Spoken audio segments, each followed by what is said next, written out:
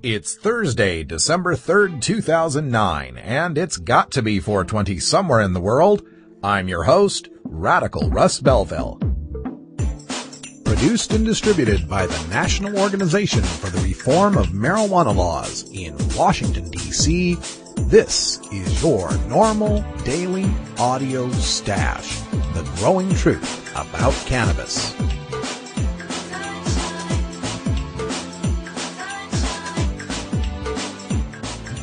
Welcome to the most popular podcast regarding marijuana in all of America and all the world, featuring interviews with scientists, politicians, doctors, prohibition policy activists, regular cannabis consumers, musicians, and NORML staff and NORML's board of directors, along with music and comedy no other podcast can offer. You can always find out more about our show at our website, stash.norml.org, and continue the education and conversation on our blog as well. We're ending marijuana prohibition with education, one listener at a time.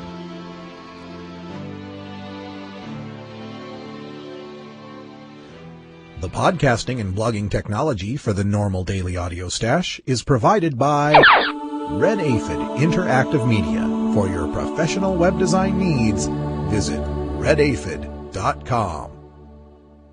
Good day, Stashers, and welcome to the podcast. I want to make a quick announcement about what will be our 420th show, which will be airing on New Year's Eve. That's Thursday, December 31st, but it's going to be a special kind of hybrid podcast/live show. I'm going to use the facilities of NORML Show Live on Thursday, December 31st from 9 p.m. Pacific till midnight for us to do a live 3-hour daily audio stash over the live.norml.org stream. During that 3 hours, I'll be bringing you the best and worst of 2009 in a segment we call the Stashies, or the Stash Awards. We did it last year for 4 topics. We're going to do it for 8 topics this year, and I've got the post online right now, stuck to the top of the blog at stash.norml.org, where you can make your nominations in those 8 different categories I've listed. There's no actual award or prize. It just gives us something to talk about for those 3 hours of our live show. And you won't have to necessarily listen to the show live. I know a lot of people will be going out to New Year's Eve parties and such. So, you can download the podcast the next day on New Year's Day and enjoy it over the New Year's weekend, since you'll have the holiday. Also, I want to let you know that there will be no NORML Show Live on Christmas weekend nor on New Year's weekend. So December 26th and January 2nd, there will be no NORML Show Live, so I can spend time with my family. Same goes for the podcast. The Daily Audio Stash podcast will not be heard on Christmas Eve, the 24th, or Christmas Day, the 25th, or New Year's Day, the 31st, other than the live show I mentioned earlier, or New Year's Day, January 1st. So just be aware of that for the programming. Also for that live show, you'll be able to call in on New Year's Eve. And since we're running from 9 p.m. Pacific to midnight, we'll be covering the drop of the ball, so to speak, of New Year's, in all 4 of the continental time zones. So when the show goes on, we'll just have dropped the ball in New York City. The next hour will be the Central Time Zone, hour after that Mountain Time Zone, and then we'll end the show as I'm celebrating New Year's here in the Pacific Time Zone. So I hope you'll join us. The phone number is 347-994-1810. And in other great news regarding NORML Show Live, we are installing a 22 megabit corporate high-speed internet at the Oregon NORML Cannabis Cafe, which will now be the new permanent home of NORML Show Live. That's right, we're going to have a live studio audience for the show and taking your calls and, of course, speaking to all the wonderful guests at NORML Show Live. This weekend, we'll be talking to Ryan Tracy, who is the original webmaster at cheechandchong.com, and he'll be talking about the fallout since Live Nation has taken over their tour and ousted him from that website. And then in the second hour, we'll be speaking to Steve Bloom from celebstoner.com, who will talk about the PayPal dropping him in California NORML and other websites that take advertising for legal medical marijuana providers and clinics. So check that out. NORML Show Live this weekend at live.normal.org, coming to you from Oregon NORML's world-famous Cannabis Cafe. Now, coming up on the podcast, we'll begin with your Cannabis Community Calendar, and then we'll take a look at your hemp headlines, including a look back at our friend Bernie Ellis from Tennessee, who is finally settling up his 7-year fight with the federal government over his personal grow of medical marijuana. We take a look at a poll in Colorado showing 2/3 of the public supporting regulated dispensaries. And in Stupid Stoner Stories, we take a look at a man who was caught hunting while high in New York State. Our daily tow cartoons today bring you Groovin' Thursday, brought to you by JohnDoeRadio.com. And John Doe's got MC Chris with a great song called Wide. And for Cannabis Conversations today, we're going to be speaking with Dr. Julie Holland.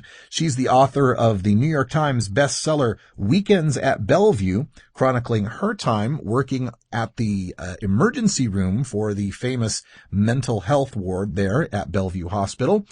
She's also been appearing on TV recently defending medical marijuana in a series of so-called stiletto stoner stories on the Today Show.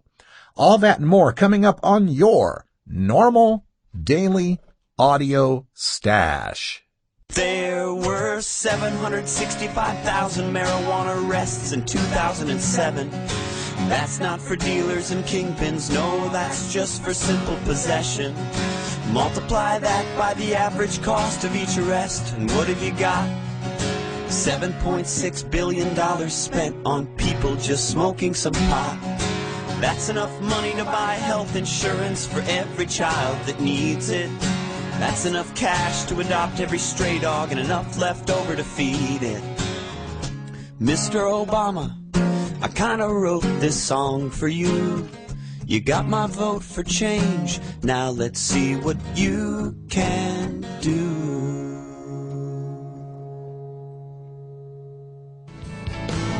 Roll me something fat and long, pack me a bowl, or fill me a bomb. It only comes twice a day, but I don't care.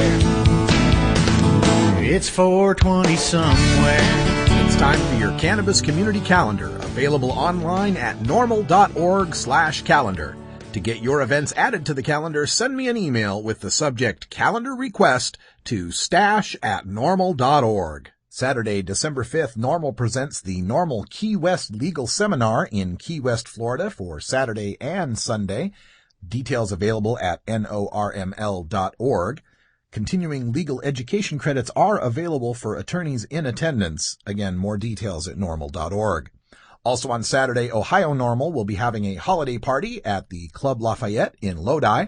And NORML Show Live is on the air from live.normal.org. from Oregon NORML's Cannabis Cafe. On Sunday, December 6th, there's a free chili cook-off at Clark Lake, Michigan. Michigan NORML would like you to attend. A patient tent will be provided at the site. Also on Sunday, Jack Cole from Law Enforcement Against Prohibition will be speaking in Kansas City, Missouri at the All Souls Unitarian Universalist Church, and in the afternoon will be speaking twice at the University of Missouri. For more information, check out kcnormal.org or call 888-KC-NORML. Also, on Sunday, December 6th, Lincoln NORML, Nebraska will be having an open meeting at the Coffee House Panache. Next week on Monday, Kansas City NORML will be having their regular meeting. On Tuesday, December 8th, Joplin NORML will be having their meeting at Blackthorn Pizza and Pub. And on Wednesday, December 9th, Ohio NORML has their open meeting online via PalTalk. For more information on all these events, including contact information, websites, maps, times, dates, and more, check out the Cannabis Community Calendar at norml.org/calendar.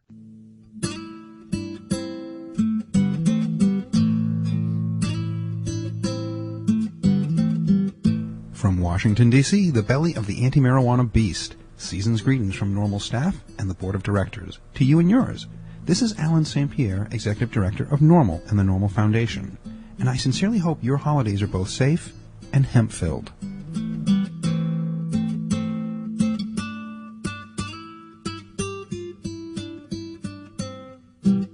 Hi, this is NORML founder and legal counsel Keith Stropp, wishing you a happy holiday from NORML. Let's use this time with family and friends to rededicate ourselves to ending marijuana prohibition and stopping the arrest of responsible marijuana smokers. Happy holidays.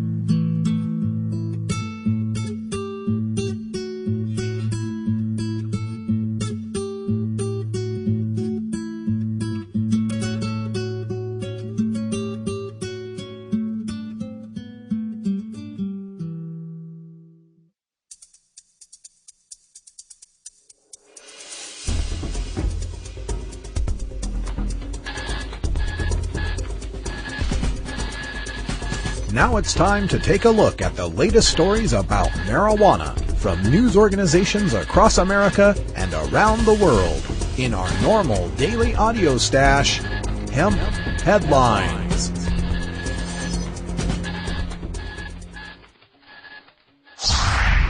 Tennessee medical marijuana grower Bernie Ellis signs away 25 acres to the federal government. From Nashville Scene. By the time you hear this, Bernie Ellis will be home on the farm he's had for nearly 4 decades in the Fly community 12 miles south of Leiper's Fork. There'll just be less of it. His farm will be 25 acres smaller, but Ellis is willing to live with that, considering the federal government almost took it all and meant to throw him in prison to boot. Last month, Ellis, a respected public health epidemiologist with a 35-year career, signed civil asset forfeiture papers handing 25 acres of farmland over to the U.S. government. The agreement ends a nightmare that began 7 years ago when he was raided for growing marijuana, a small amount he used only for medicinal purposes and to ease the suffering of the terminally ill. But in prosecuting Ellis, or persecuting him as his many supporters claim, the government may have given a face to what medical marijuana and cannabis reform activists argue is the fundamental injustice of the drug war.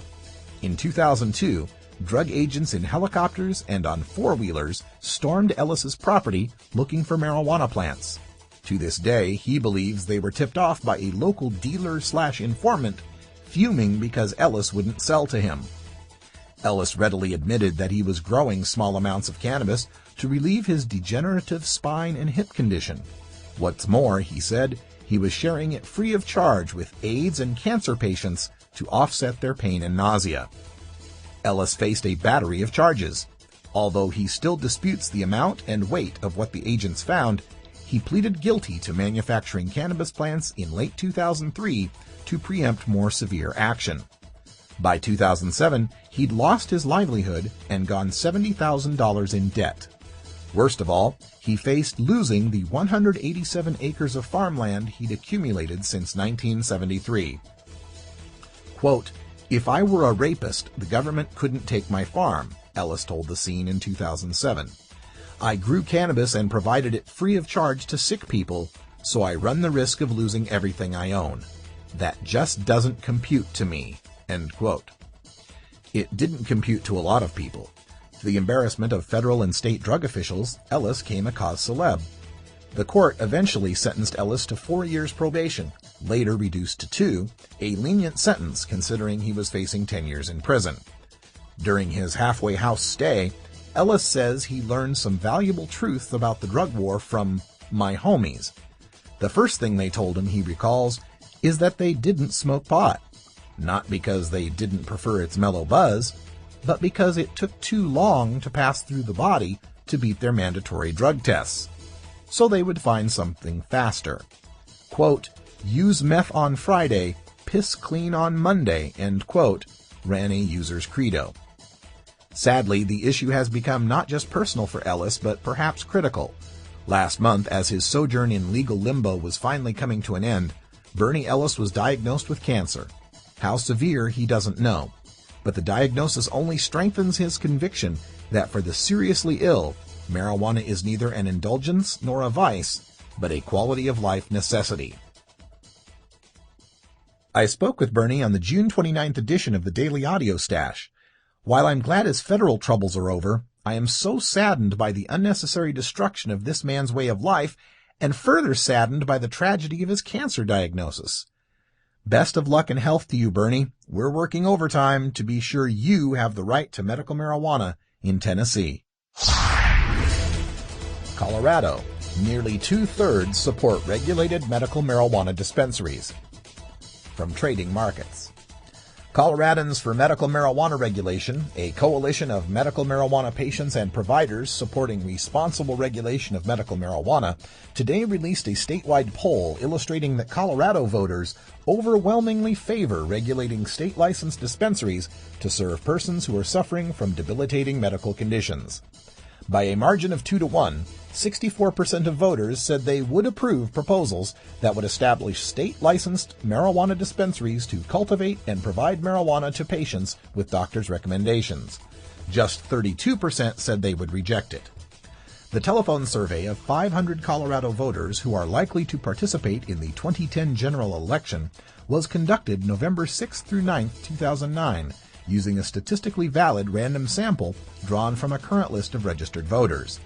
The sample asked, quote, "This proposal would establish state-licensed marijuana dispensaries to cultivate and provide marijuana to patients with doctors' recommendations, to allow local governments to set limits on the number of dispensaries and to enact zoning regulations applicable to the dispensaries, and to require patients to be registered with the state and set a limit on the amount of marijuana patients can acquire through the dispensary system. If the election were held today, would you vote yes or no on this proposal?" End quote.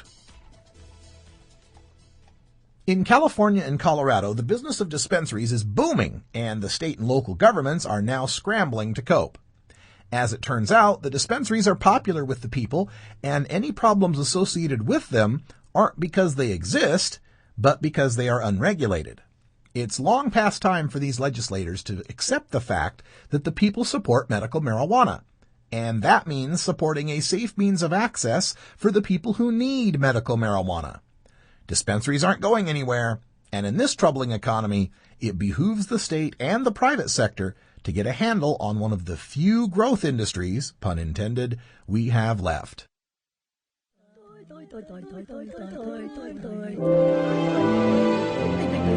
Stupid Stoner Stories.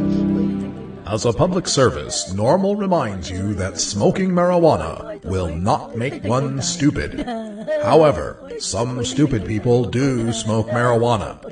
Don't be one of those stoners that make the rest of us look bad. Learn your lesson from today's Stupid Stoner Story. Man busted for hunting while high. From LowHUD.com. A Mahomet man faces charges after a town officer determined that he was hunting while high on marijuana, Carmel Chief Michael Johnson said today. Michael Cassidy, age 47, was arrested around 11:30 a.m. Tuesday after Officer Thomas Johansson saw him carrying a long gun while walking on New York City Department of Environmental Protection property on Washington Road. Johansson stopped to talk with Cassidy because he appeared to be trespassing on New York City land, police said. During the conversation, Johansson could smell a strong odor of marijuana coming from Cassidy's clothes, police said. Cassidy later admitted that he had just smoked a joint and that he had marijuana on his person and in his car, police said. Johansson charged Cassidy with hunting while impaired by drugs, a misdemeanor, unlawful possession of marijuana, failure to carry a hunting license, and failure to wear a back tag. Violations. Police then turned him over to State Department of Environmental Conservation Police for further charges. Okay, I'm torn on this one. On the one hand, I can't believe the guy is so stupid as to admit breaking the law to a police officer. So the cop says he smells a strong odor of marijuana coming from your clothes? Great. Not against the law to smell like pot. Tell him you smell the strong odor of Krispy Kreme donuts coming from his uniform. Okay, maybe not. There is a reason the cop shows always show them telling the perp he has a right to remain silent. It's because you have an inalienable right to a heaping dose of shut the fuck up when you're dealing with police. If he smells weed and uses that as a probable cause to search you and finds weed, well, you're just as busted as if you admitted you had weed. However, he may not choose to search you and you're home free. If he searches you after you refused, your attorney may be able to throw out the search in court. And most certainly, keeping your mouth shut prevents him from determining that you are actually high at the moment, because possession doesn't equal impairment. On the other hand, anything that impedes stupid high people with guns can't be all bad. I'm a big supporter of Second Amendment rights and hunting as part of my Idahoan DNA, but I take guns far too seriously to ever be around them and cannabis at the same time. Smoking a joint and going hunting is most certainly not a part of NORML's principles of responsible use.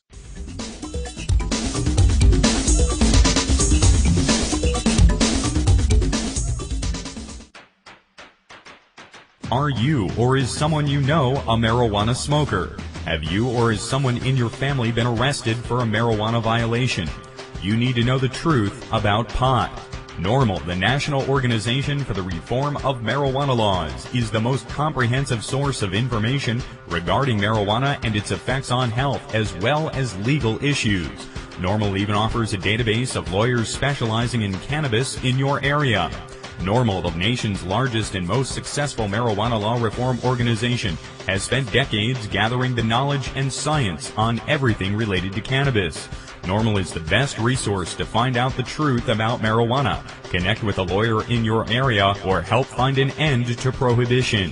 Information is available at NORML.org, that's NORML.org, or toll free at 888-67-NORML.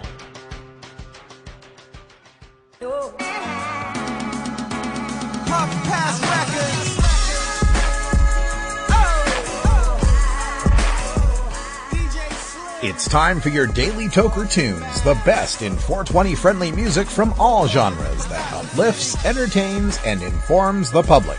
Our pod-safe music is donated by freedom-loving musicians who support our goal of ending adult marijuana prohibition. Today we bring you tunes for Groovin' Thursday, our salute to all the dopest beats and killer rhymes that we find in the best of rap, hip-hop, soul, R&B, and funk. Brought to you by the John Doe Radio Show, accurate and informative marijuana reform news and entertainment. Available on the THC Media Network and JohnDoeRadio.com. If you'd like to submit your song to be played on the Daily Audio Stash, send it to us at stash@norml.org. Now, here's some great independent marijuana music for today's Daily Toker Tunes. John Doe Radio. John Doe from the John Doe Radio Show, bringing you your Groovin' Thursday tune on the NORML Daily Audio Stash. Nerdcore hip-hop, possibly one of the weirdest names for any genre of music ever to be made up. You would think the definition would entail artists are nerds who rap, but that's not all true. Call an artist like MC Chris a nerdcore rapper, and you're probably going to see the gangsta appear more than the nerd. So we won't put MC in that category. If you're familiar with Adult Swim on the Cartoon Network, you might be familiar with MC Chris's voice and work. He has wrote for and voiced characters for numerous shows on the network, including Aqua Teen, Hunger Force, C-Lab 2021, and one of my all-time favorites, Space Ghost, Coast to Coast.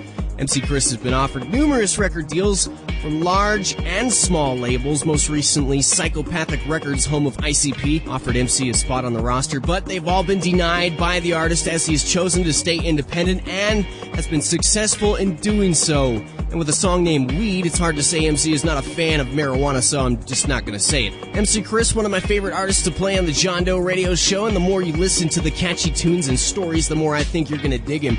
And the more you learn about the artist as a person, the more you see how big of a heart he really has.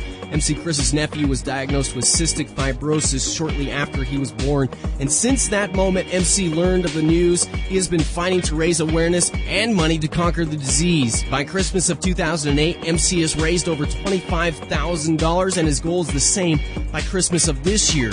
Enjoy a hard-to-find track, Weed, by MC Chris. I am John Doe, and you're grooving on the NORML Daily Audio Stash. Weed is by my side, it's always been there, always been there, always been there. Weed is by my side, it's always been there, always been there, always been there. Weed is by my side, it's always been there, always been there, always been there. Weed is by my side, it's always been there, always been there, always been there. We're smoking that danger, girl. We're smoking that gender.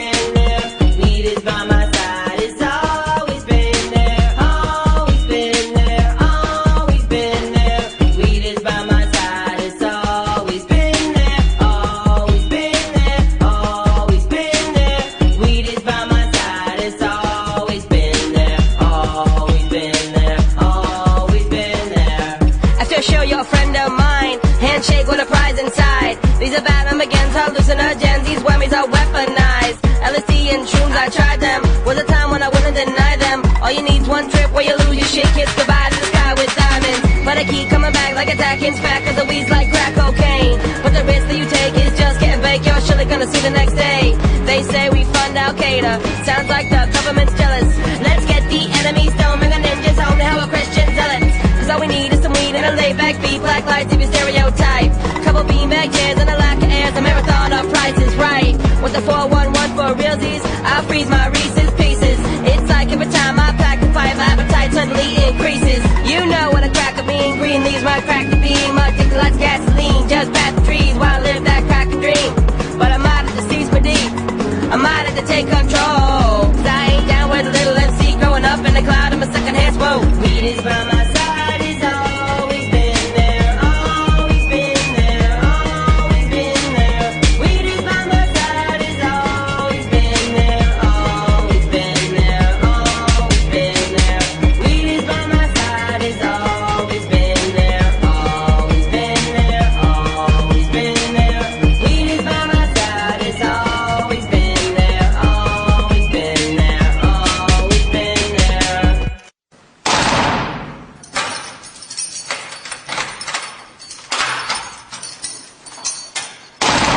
Law420.com. Hello, I'm Russ Belville, Outreach Coordinator for NORML. In my job, I read literally hundreds of headlines each month involving nonviolent, productive citizens whose lives are ripped apart by a marijuana or drug arrest. Many citizens could avoid arrest by refusing police searches and remaining silent, but police are well trained to confuse and intimidate. That's why you have a right to speak to an attorney before answering any police questions. I hope you never need to exercise that right, but if you do, make your first call to the law offices of John C. Lucy IV. John Lucy is an accomplished criminal defense attorney with expertise in Oregon's medical marijuana law. John Lucy understands and respects cannabis and drug consumers of all backgrounds. Call John C. Lucy IV at 503-227-6000 or visit in downtown Portland. Address available at law420.com. That's John C. Lucy IV at 503-227-6000 or visit law420.com today. Hi, I'm Keith Stropp, the founder of NORML. In all the years since 1970 that I've been fighting marijuana prohibition, I've learned that drug warriors love to confuse the public with statistics. Lately, they've claimed that there are more teens enrolled in drug treatment for marijuana than ever before. It's a statement that, while true, is intentionally misleading. What they don't tell you is that marijuana arrests have skyrocketed to over 800,000 arrests per year. They also don't tell you that we've gone from a few dozen drug courts in the 1990s to over 2,500 drug courts today. The kicker is that those drug courts sentence teens routinely to drug treatment for marijuana whether they need drug treatment or not. So they arrest more people for pot, require them to enter drug treatment, then claim the higher treatment numbers justify more pot arrests. It's an absurd proposition, but no more absurd than banning a plant. Learn the facts about pot. Visit norml.org today.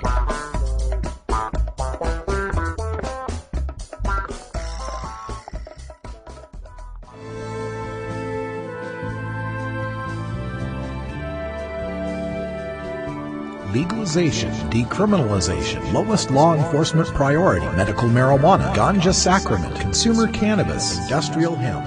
The world of marijuana law reform involves many different aspects of cannabis that intersect nearly every public policy discussion in America, including healthcare, the economy, global climate change, law enforcement and prisons, immigration, religion, free speech, energy policy, and war. Now we take a look at how re-legalizing marijuana will change the world in our NORML daily audio stash, Cannabis Conversations. We're here now for another one of our Cannabis Conversations, and we're joined by the author of the book Weekends at Bellevue, Dr. Julie Holland, MD. And Dr. Holland, welcome to the show. Well, thanks for having me. First of all, before we get started too far on this, I have to let you know that my last name is Belleville. So as a kid, I was teased mercilessly with the word Bellevue. And funny thing is that I didn't even know what it was representing But Bellevue Hospital, of course, is in New York, and it's the oldest public hospital in the U.S., like back to the 1700s. Tell folks what it's all about. What's Bellevue Hospital if people, aren't in the New York area and don't know about it? Well, Bellevue is a huge city hospital, and it treats all sort of illnesses, and it's actually like a level 1 trauma center. I mean, you ask any cop in Manhattan if they got shot where they want to be taken, they'll tell you Bellevue. But because years and years ago it was an asylum, it's still really linked in people's minds that, Bellevue is sort of where you go when you get crazy. And so what ends up happening is that, because it's sort of in the public consciousness that this is an insane asylum, we end up getting a lot of very sick patients psychiatrically. I mean, we'll have people take buses from Missouri or fly from Egypt and say, I started to hear voices and I thought that I needed to be at Bellevue. Oh, my. So what was great for me was that, what I wrote in the book was, I thought I knew what crazy was, and then I came to Bellevue. I mean, I had always sought out the sickest, most psychotic patients because I'm very interested in psychosis. And I was always sort of seeking out a high degree of pathology, and it wasn't until I got to Bellevue that I was really satisfied with sort of the level of acuity that I was seeing. So the people there are very sick. I mean, there's a lot. What's great is that it's the biggest psychiatric department in the country. So you have really, really good psychiatrists coming from all over to work there and teach there, and sort of the cream of the crop medical students and residents going there. So they've got a very strong psychiatry department. Great teaching hospital. I really loved being there. So for about 9 years, every Saturday night and Sunday night, I ran the psychiatric emergency room at Bellevue. It was really a dream job for me. It was a lot of fun. And the people that work there are really a lot of fun. Everybody sort of uses humor as a sort of first-line defense. So we had fun at work. I for a brief time in my 20s, I worked as a receptionist at a psychiatric hospital in Idaho, Intermountain Psychiatric, and it was quite an interesting place to work between, working with the staff and then a lot of the patients you would get to know, and 6 days out of 7, they would be perfectly fine, wonderful folks. And then that 7th day, their illness would take a hold of them. It was very fascinating. I can understand why you'd find that fascinating. In our neck of the woods here on this show, we of course talk a lot about marijuana and marijuana policy. And you mentioned having to deal with people with major psychoses. And one of the things we hear a lot from the prohibitionist mindset is that the use of marijuana is going to lead to psychosis and schizophrenia. As someone who's actually worked with people in psychosis and schizophrenia, can you address that topic a bit? Yeah, well, I'm editing a book right now on cannabis, and I have a whole chapter on that. And it's very complicated. The take-home answer is you're not ever going to have a soundbite that addresses this. It's very complicated. But what I will say about schizophrenia is that schizophrenia is more, a lot of people consider it to be multiple diseases. It's more a syndrome than a specific illness. But even if it were a single illness, it's very much genetically based. 1% of the population worldwide has schizophrenia, and it's a very specific thing. You can't cause schizophrenia by doing anything. It's really believe that it's something that you're born with a predisposition where you're going to get it. When you get to be about 19, 20, 21, things start really unraveling and you get sick and you stay sick, basically, until you die. You can't create or cause schizophrenia. Now, there are plenty of drugs that can make you psychotic. And when you stop using the drug, the psychosis goes away. I mean, say somebody who's on a crack binge or a methamphetamine run where you're using stimulants and dopamine agonists day after day after day and you get psychotic, but when you stop the meth or the cocaine, the psychosis goes away. It's possible that there's some strains of cannabis where because of the THC-CBD ratio, which we should probably talk more about, I mean, there's a lot of psychoactive ingredients in this plant. And some of them can trigger anxiety and some of them can quell anxiety. And some of them can make you paranoid and some of them can stop you from being paranoid. And so, one of the problems is when you try to create a synthetic cannabinoid, when you take something like Marinol, which is pure THC, as opposed to the plant, some of the things in the plant will sort of work against the THC. So there are some strains where the CBD, which is cannabidiol, but that the ratio with CBD and THC is such that it can make you kind of more paranoid and more self-conscious. And it's possible that it could, in people who are predisposed to getting psychotic, it could make them psychotic. For instance, somebody who is bipolar, there are certain strains of cannabis which can make you a little bit more manic-y or grandiose or delusional or psychotic or disorganized. For some people, there's some strains that are sort of a destabilizer, and they can add to psychiatric symptoms. And in people who've got a family history of schizophrenia or who are going to end up schizophrenic themselves because they're just genetically predispositioned to that, or the same thing with bipolar, then the cannabis could make it more likely that they're going to have a psychotic episode. So it's really complicated. I mean, there's something called a stress diathesis model, which is the idea that you've got a predisposition to go one way, and then if you push, it's like you're on the edge, and if something pushes you over the edge, then you're going to have that symptoms. Yeah. So you could say that some people are sort of more likely, they have a diathesis, meaning they would go in that direction anyway. Yeah. But the cannabis could be the stress that puts them over the edge. But there's not a lot of very strong data supporting this.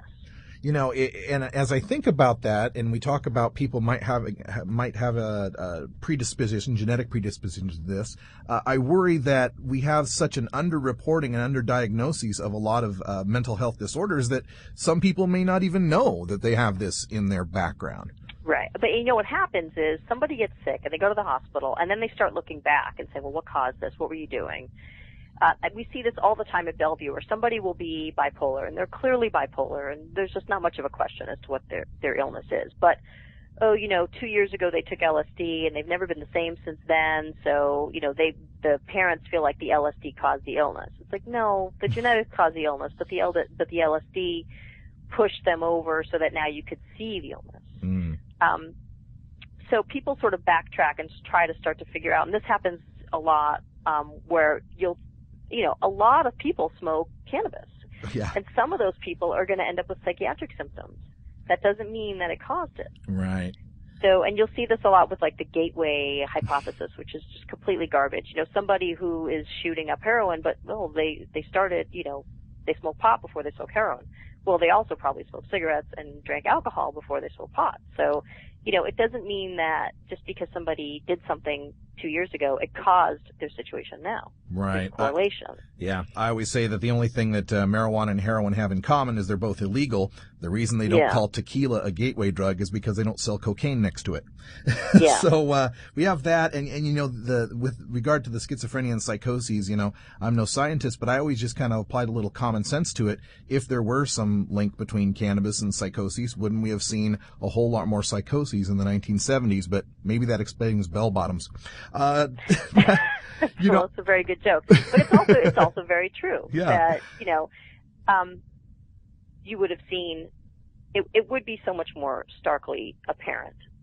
Well, people are looking for connections, and I think if you look hard enough with statistics, you can find just about anything. Sure. I first discovered you from an appearance that you made on NBC's Today Show that I wanted to address. And this is a month or two ago when the Marie Claire article came out called about the stiletto stoners, so-called stiletto stoners, the successful professional women. And I was really surprised because in my job I end up watching a lot of these media presentations, and there's generally a theme. We have generally good cop, bad cop, or good guy, bad guy. There's always two sides to every issue, kind of a fight. And when Matt Lauer came on with you and the woman who was the editor of Marie Claire, she began, and so she was very forthright and positive about our issue. And when the camera turned to you, I said, all right, here it comes. Here comes the reefer madness. Here comes something crazy about marijuana. And to my surprise and delight, you were very sensible about the issue as well. How did you get yourself into this issue of medical marijuana? And as maybe a side note, why do you think we're seeing so much more support among women and this becoming a woman's issue? So the first question, I actually came to it very backwards. I edited a book on MDMA, which is better known as the drug ecstasy. Mm-hmm. MDMA is a Schedule I drug that has tremendous medical potential. It could be very, very useful to the field of psychiatry. And I've come to realize that cannabis, which is also a Schedule I drug, has tremendous potential to be useful to psychiatry and the rest of medicine. So I come at it from a doctor who is saying, excuse me, these are medicines and they're being treated as illegal drugs. And if we could change the scheduling, the problem, it just makes no sense to me on any level why cannabis is a Schedule 1 drug. It's saying that there's no medical potential and that it has a high potential for abuse. I mean, that, we could put cigarettes in Schedule 1 or we could put alcohol in Schedule 1, but it doesn't make sense to have cannabis in Schedule 1. It makes more sense to have it in Schedule 3. Which I'm sure is what the administrative law judge agreed to back when DEA had that question. Right.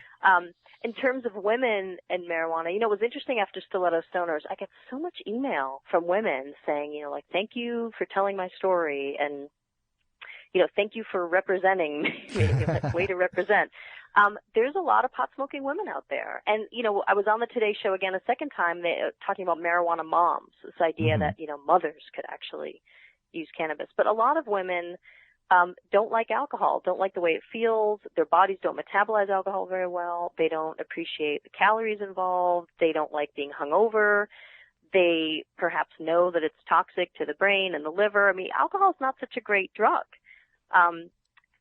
It's not terribly healthy. And, I'm not necessarily saying that cannabis is healthy, but if you do a head-to-head comparison and look at what's more toxic, what's more dangerous, I mean, any doctor who has got any toxicology training at all has to agree that cannabis is a safer drug than alcohol.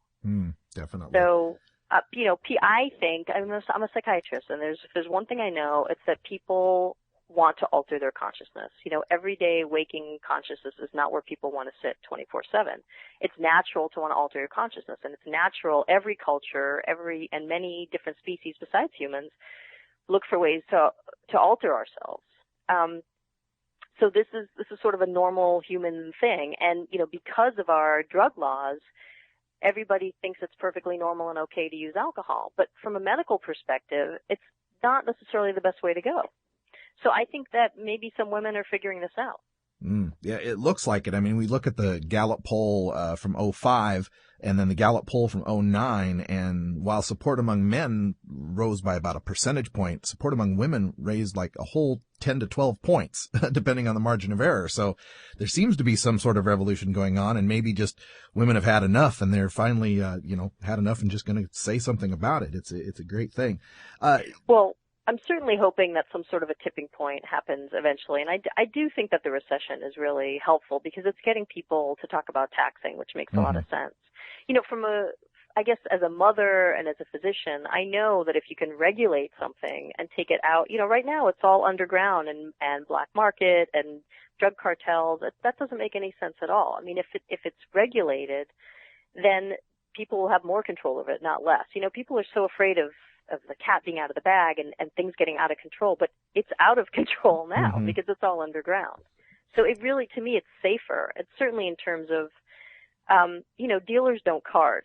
And I do sort of have worries and caveats about adolescents and kids, being, having more access to cannabis than to other drugs. The brain is still being formed and there's connections still being made and there's the whole issue of pruning in adolescence. And the brain is really very vulnerable in childhood and adolescence. And it's not necessarily the best time to be experimenting in an unsupervised kind of a way. And so if nothing else, when you regulate, it would actually be harder for kids to get cannabis.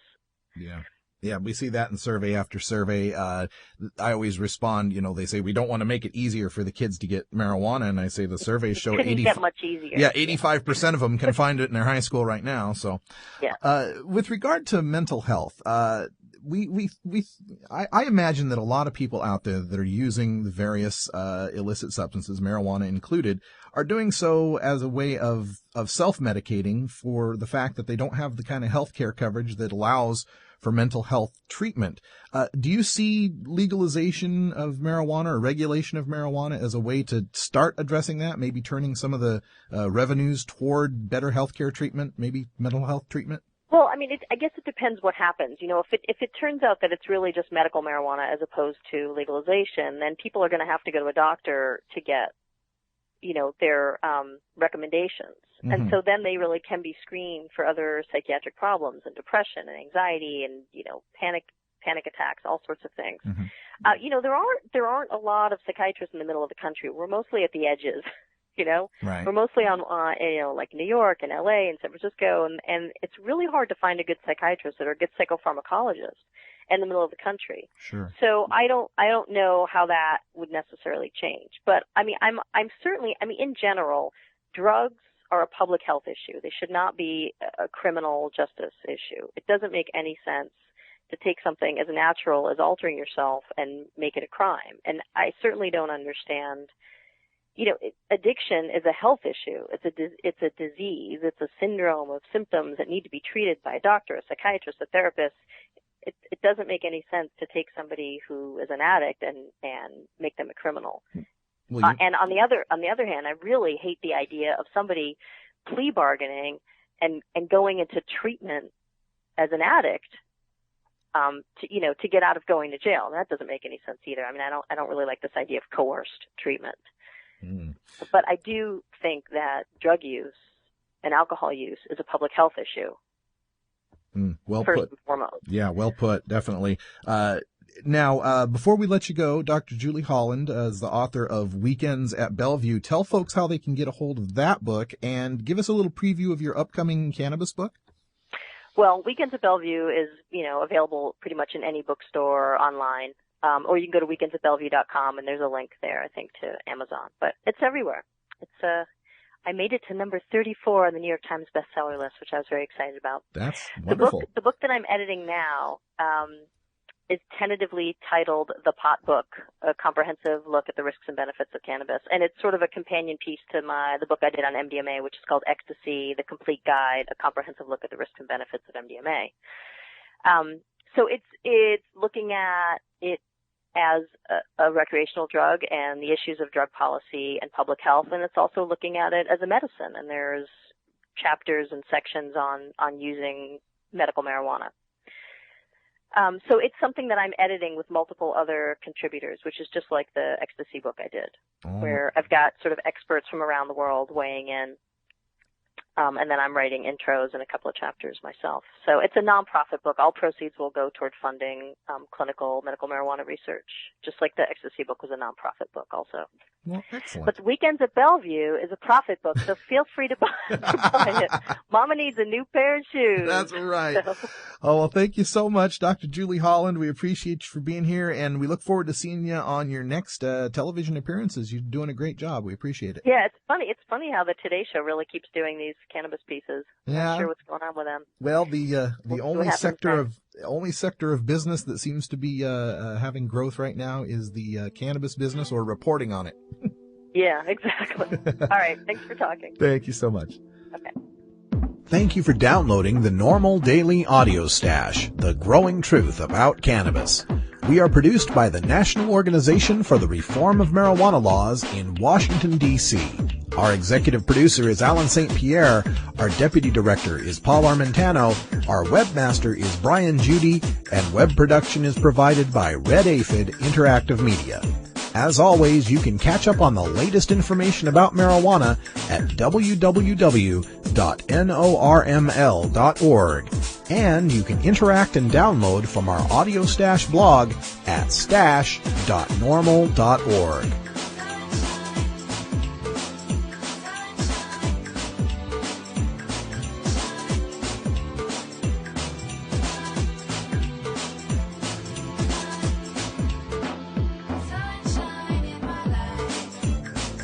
For everyone here at NORML, I'm your host, Radical Russ Belville, hoping all your harvests are bountiful and your encounters with law enforcement are non-existent. We leave you today with a reminder to get your nominations in for the 2009 Stashies, which we'll be presenting on New Year's Eve at the end of the month.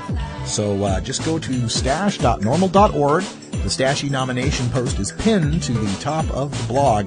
Just go to the comments section and leave your comments for any suggested nominations in the 8 categories that I've listed in the post. Or if you can think of another category that I forgot, add that too. You can help make the Stashies a truly people-driven cannabis award show. And until next time, take care of each other, tokers.